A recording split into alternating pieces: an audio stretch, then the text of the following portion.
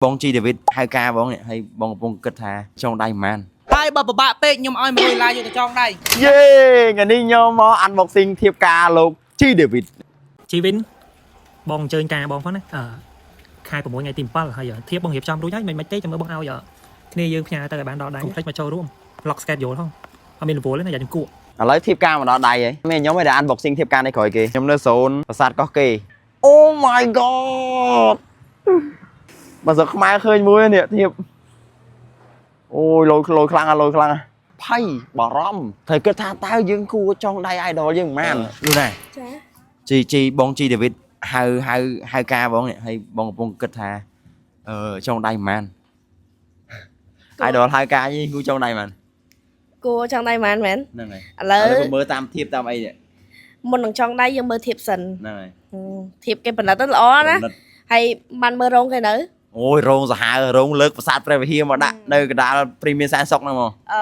ឃើញគេយកអីគេ6ហលហើយ6ហល7ហលអាចចូលគ្នាហ្នឹងហើយបើខ្ញុំគិតគួរតែ$400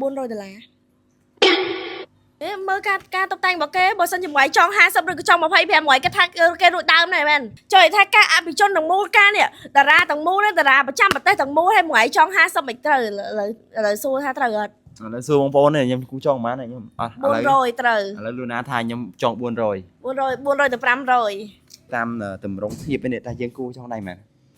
ចង់មែនណា ចង់មែន ចង់មែន អត់ផានងនឹងមកការមិនត្រូវទៅការបងជីវិតដៃហ្នឹងសោះឥឡូវខ្ញុំកំពុងតែសួរថានេះមើលតាមធៀបតម្រងអីចឹងមកនេះសម្រាប់ខ្ញុំតែខ្ញុំគូចង់ដៃមែន វាចង់ទៅតាម លទ្ធភាព លទ្ធភាពយើងទៅបើយើងប៉ុណ្ណឹង25រៀលទៅបានហើយយើង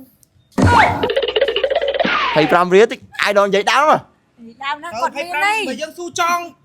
គាត់ច្រើនហើយយើងស៊ូអត់អង្គហូមមែន អូពេលមួយម៉ាត់នេះមានន័យនេះមានន័យហ្មង តែបើខ្ញុំមានអីផ្សេងឲ្យគាត់ហើយបើពិបាកពេកខ្ញុំឲ្យ$100យកទៅចងដៃណាយកទៅចាយទៅ ខ្ញុំយក$100ទៅចង់ដៃមក